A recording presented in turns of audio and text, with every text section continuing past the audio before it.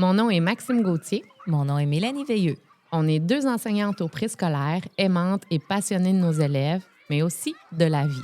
Surtout, on est des filles de terrain. Le temps d'une récré se veut un échange de stratégies qui rendent notre quotidien plus léger et plus agréable. Tout ça sans prétention. Prenons le temps de nous déposer. Bonne écoute. Bonjour, Maxime. Allô, Mélanie. Hey, dernier balado de l'année. Dernière récré de l'année. Imagine comment c'est beau. Comment ça a passé vite. Hey, ça passe vite. Ça passe Oui. vite une année scolaire. On n'arrête pas de se le répéter, mais pour vrai, là, encore plus. Aujourd'hui, on s'en rend compte. Oui, on avait dit ça au tout début. Ça passe vite une année scolaire comme la vie. Alors, profitons-en, profitons de ce moment ensemble. Vraiment, pleinement. vraiment, vraiment. Donc, quel est le thème de notre dernière récré de l'année? Oui. Alors, c'est préparer notre septembre parce que à la fin d'une année scolaire, c'est un peu comme à la fin d'une année, là, comme quand on est passé, par exemple, de 2024 à 2025. Bien, moi, j'aime bien faire un bilan. Alors, on a jugé qu'aujourd'hui, l'intention du balado, ça serait le fun de faire un bilan ensemble. Léger, hein? Tout à fait. Tout en sympathie, tout en fin d'année. Oui, tout à fait. Puis de voir ce qu'on veut amener avec nous, ce qu'on veut laisser derrière, nos moments phares de l'année. Alors, voilà ce qu'on va faire ensemble aujourd'hui. Vraiment. Puis on sait que terminer en juin, ben c'est préparer notre septembre. Hein? On commence déjà. C'est ça. Je pense qu'on n'a pas le choix. On finit une année puis on pense déjà à la prochaine qui s'ouvre devant nous. Donc, ce qu'on veut faire dans ce balado-là, c'est donner des petits trucs pour commencer les vacances la tête en paix, puis partir la nouvelle année en nous, dans le fond, le cœur léger. Oui. Donc, voici, mesdames et messieurs, nos coups de cœur de cette année 2024-2025. Donc, pendant le balado, bien, on va les nommer, on va les expliquer. Oui. Puis, ben, tu sais, si jamais il y a des gens qui veulent avoir plus de détails, ben ils peuvent nous écrire. Hein, on est disponible. Oui, ou ils peuvent retourner écouter les autres balados parce que souvent, mine de rien, là-dedans, on en a parlé tout au long de l'année. C'est vrai, effectivement. Alors, ben, c'est toi qui commences avec la routine du matin. C'est moi qui commence. La routine du matin, c'est une routine que les élèves aiment beaucoup.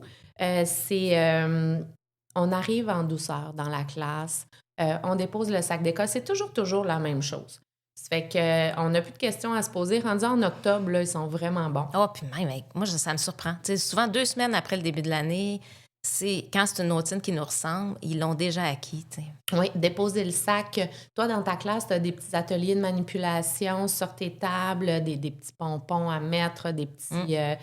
tout ce qui concerne un peu la motricité fine. Ils savent qu'ils ont à faire ça. Oui. Donc, toi, quand tu arrives dans la classe, ils sont rentrés au préalable. Nous, c'est avec l'éducatrice. Ils sont rentrés de l'extérieur. Donc, ils sont disposés à ton arrivée. Moi, tu vois, ils déposent sac à dos, boîte à lunch. S'ils ont des choses à déposer sur mon bureau, ils les déposent, des petits messages, quoi que ce soit. Et puis, ils prennent un livre, ils s'assoient à leur place, puis ils attendent mon arrivée. Puis quand j'arrive, je leur présente l'horaire de la journée. C'est ça, la routine. Bien, c'est que, tu sais, toute la journée, on va être hyper stimulé, toujours en hyper-vigilance. Fait que d'avoir une routine douce le matin où les enfants savent ce qu'ils ont à faire, moi, je trouve ça apaisant. Puis même après, tu sais, j'ai ma chanson de départ de journée, après ça, moi, je fais un petit peu de respiration avec eux. Fait qu'on donne une intention à notre journée. Fait que ça, pour moi, c'est ma routine qui me ressemble. Toi, tu as la tienne qui te ressemble. Oui. Mais de vous trouver une routine du matin, ça va vous sauver beaucoup d'énergie dans votre journée. Bien, oui, parce que les enfants, ils en ont besoin d'une routine, ils ont besoin d'un cadre, puis ils ont besoin de savoir quoi faire. Ça fait que quand on leur donne ça, ils se posent pas de questions. Ils font leur petite routine, hein, appelons-le comme ça, parce que c'est une routine. Ils font leur petite routine. Et comme ils ont dans leur maison avant de partir, on le dit souvent même aux parents, une routine. Fait que c'est ça. Fait que c'est ce qu'il faut faire en classe. Exact. Après ça, un autre coup de cœur de notre année, c'est nos jeux libres. Nous, c'est non négociable. Alors, non négociable. Anyway, c'est prescrit dans le programme, mais de les faire tout le temps, puis de faire selon la prescription du programme, ça donne aux enfants une belle attitude, une belle façon d'apprendre différente aussi. Puis, ils nous le rappellent, hein? On a un spectacle cet après-midi, mais nos jeux libres, oh là là, OK, on va en faire des minuscules, mais vous allez en avoir quand même. Bien, c'est ça. Moi, c'est toujours ce qu'on met en premier dans l'horaire quand je le fais au tableau. C'est intouchable, ils aiment ça, puis ça leur permet de réinvestir. Faut jamais Moi, là, il n'y a rien. Faut pas sous-estimer la grandeur des jeux libres. On l'a dit, moi, jamais ils font juste jouer en maternelle. Là, je viens mauvaise. Là. Ou bien, au contraire, ils sont juste en train d'apprendre. Ils sont en apprentissage à travers le jeu. C'est le fun, c'est là que tu vas chercher tes informations, c'est là que tu apprends à connaître tes élèves, que tu les vois sous un nouvel angle. Il n'y a que du positif à faire des jeux libres. Puis même, là, quand on fait notre planification, Mélanie, dans nos journées, c'est ce qu'on met d'emblée. Je trouve de la place pour mes jeux libres et ensuite, je greffe le reste. Ouais. C'est non négociable. C'est ça, c'est tout. Exactement. Puis justement, après ça, on vient greffer justement les ateliers. Nos ateliers d'apprentissage. Dans le fond, toi puis moi, on fonctionne de 2 façons différentes. On va l'expliquer en bref. Moi, ce sont des ateliers à la journée.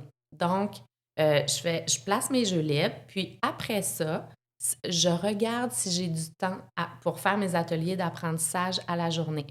Ça me prend un 15-20 minutes par jour. Parfois, je vais échelonner mes ateliers sur 2 semaines parce qu'on a beaucoup de choses qui vont se rajouter à l'horaire. Parfois, je réussis à les faire du lundi au jeudi parce que c'est seulement 4 ateliers que j'ai. Puis dans ces ateliers-là, j'essaie de rentrer un atelier de mathématiques, dénombrement, reconnaissance du chiffre, quelque chose comme ça, toujours de façon ludique, là, à travers le jeu. C'est beaucoup de manipulation, tu sais, dans nos ateliers. C'est pratiquement ça. Un atelier de conscience phonologique, on trouve le premier son, on va, tu sais, tout dépendant où on est rendu dans l'année. Un atelier de coopération, donc un jeu de société souvent où les enfants ont à interagir les uns avec les autres. Puis un atelier de motricité fine, un bricolage, quelque chose de plus, justement, de plus pointu au niveau de la motricité. Puis ça, c'est pas mal toujours ça que je fais. J'en note quelques-uns pour rendre compte aux parents là, de l'évolution de leur enfant, mais je me laisse vraiment de latitude de pouvoir l'échelonner sur 2 semaines. Puis en janvier, tu vois, en revenant de Noël, j'ai pas eu le temps d'en faire. On avait trop de choses, on avait un retour à la routine, puis c'était correct. Oui, puis on veut jamais laisser tomber nos jeux libres. Voilà. Fait que c'est là où ça se passe, tu sais. Puis moi, ben tu vois, c'est des ateliers tournants. Fait que c'est un peu les mêmes choses que je mets dedans, mais je les travaille pendant 1 heure. Puis, sauf que j'ai pas, tu sais, je vais les faire sur différentes journées quand j'ai pas de spécialiste. Mais ça me permet d'avoir un petit groupe d'enfants à la fois. C'est 15 minutes chaque atelier. C'est ça. Mais des fois, ça peut même être moins, tout dépendant du temps que j'ai, mais ils passent d'un atelier à l'autre pendant le 40 ou 60 minutes. Puis, bien, justement, là, je peux voir des petites choses différentes pendant ce moment-là. Puis, ça te permet de bloquer un temps juste une fois dans ta semaine. Comme moi, mettons, je pourrais le faire le vendredi vu que j'ai comme moins de période. Généralement, je réussis à en rentrer 2 fois. Fait que moi, c'est comme ça que je les travaille. C'est vraiment bien. On a les ateliers avec les parents aussi. Fait que, ça, là, c'est un coup de cœur du préscolaire. Nous conseillons à tous d'essayer de mettre ça à leur programme de présco. Vraiment, c'est un vœu que je leur fais. On n'en a pas eu pendant tout le temps de la COVID. Puis là, à chaque fois que je présente les parents depuis ce temps-là, je viens comme émue parce que ça m'a tellement manqué. Puis je vous dirais d'inviter des parents dans votre classe là, en toutes circonstances. Il faut qu'ils sentent que la porte leur est ouverte pour que, justement, ils viennent prendre conscience de c'est quoi la réalité du préscolaire. Puis après ça, là, on a parlé dans des balados précédents de justement des conversations un petit peu plus difficiles avec des parents, puis tout ça. Mais quand ce lien-là, il est créé, c'est tellement plus facile d'aborder des sujets plus délicats parce qu'ils connaissent votre réalité. Vraiment. Puis ils peuvent voir comment leur enfant est dans cette réalité-là. Tout à fait. Puis, tu sais, on en avait parlé là, de l'arrimage avec la garderie. À la garderie, ils voient les éducateurs, les éducatrices à tous les jours. Puis paf, quand ils arrivent au scolaire, on dirait qu'on disparaît. Avec les ateliers parents, ça sert à ça aussi, à garder le lien. Moi, je mettrais aussi mes chansons pour les transitions. Donc, on en avait parlé de s'épargner des mots, s'épargner justement de la verbalisation. Donc, chaque chanson pour chaque transition, ça, c'est vraiment un beau côté positif de mon année. Des danses libres avec des consignes. On en a parlé dans notre système d'émulation positif. Là, on s'en sert beaucoup comme moment de récompense, comme moment pour tempérer les choses. Lâcher la soupape, c'est ça, système d'émulation positif XX, extra plus. Utilisez-le à toutes les sauces. Puis vous pouvez le changer pendant l'année. Oui. Vous n'êtes pas obligé d'avoir le même tout le temps. Ça peut changer selon vos thèmes. Vraiment. Moi, je fais des merci du soir aussi. Tu sais, le matin, je leur demande qu'est-ce que tu as envie dans ta journée. Tu sais, c'est tellement simple. Tu sais, souvent, ils vont me dire jouer dehors, faire du dessin. Puis là, à la fin de la journée, je vais leur dire l'ami du jour, est-ce que tu as un merci à dire spécial? Puis moi, je prends le temps de les remercier aussi pour la journée qu'on a passée ensemble pour qu'ils partent avec quelque chose de positif en tête. Moi, je les flatte. Je leur donne une caresse moi à aussi, la je les fin de la place. journée. Oui. C'est leur caresse. Puis c'est comme, même si ta journée n'a pas été extraordinaire, regarde, on finit sur une note extraordinaire. Puis demain, demain est une journée neuve. Exact. Voilà. L'ami du jour aussi, l'ami du jour où on va travailler toutes les notions mathématiques, les consciences phonologiques, l'attention des élèves. C'est ça, c'est un bâton de pige, puis ils sont donc heureux. Ça, c'est vraiment... Ils attendent ce moment-là avec impatience. Oui, voilà. De se faire un coin de jeu symbolique selon le thème du moment. Ça aussi, ils adorent ça. Ça change, ça amène du nouveau. C'est le fun. Même pour nous autres Oui, aussi. puis on peut intégrer là-dedans l'éveil aux mathématiques, l'éveil au français. Ça, là, OK, je te mets un coin épicerie, il faut que tu comptes le nombre de fraises dans le panier. Ton ami veut 6 fraises. Écoute, il y a plein de choses à faire. Prends ta commande d'épicerie, essaye d'écrire, essaye d'écrire des choses. Fait que ça, c'est super. N'oublions pas la communication positive avec les parents. Ça, c'est notre douceur du préscolaire, justement, pouvoir communiquer en toute positivité, en toute transparence aussi. Moi, j'ajouterais. Moi, je dis souvent que le préscolaire, pour les enfants, c'est un lieu où ils peuvent être aimés puis aimés. Mais je dirais que j'aimerais ça... en fait, ce que je veux, c'est toujours transmettre ce même message-là aux parents. C'est un lieu où vous allez être aimés et vous pouvez aimer aussi en toute sécurité. C'est un gros coup de cœur du préscolaire. Puis d'ailleurs, ça peut être... en fait, on veut l'amener encore plus loin l'année prochaine. C'est un de nos défis parce que quand on change d'année, on veut s'amener des petits défis de plus. Alors nous, notre défi l'année prochaine... ce serait de faire un café jasette. Ouais. Café jasette avec les parents pour... surtout parce qu'on voit de l'anxiété chez les parents parfois. Puis on voudrait l'alléger, cette anxiété-là. Puis, tu sais, dans le fond, leur donner des outils pour passer à travers le quotidien avec leur enfant, puis développer une relation encore plus saine de l'école.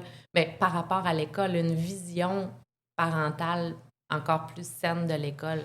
Fait qu'on organiserait ces périodes-là, genre en 3 temps. Oui. Mettons début d'année, fin septembre, pour leur parler là, de comment ça s'est passé la transition. Mi-année, en janvier, pour justement les ramener. Puis fin d'année pour assurer une bonne transition vers la première. Tout à fait.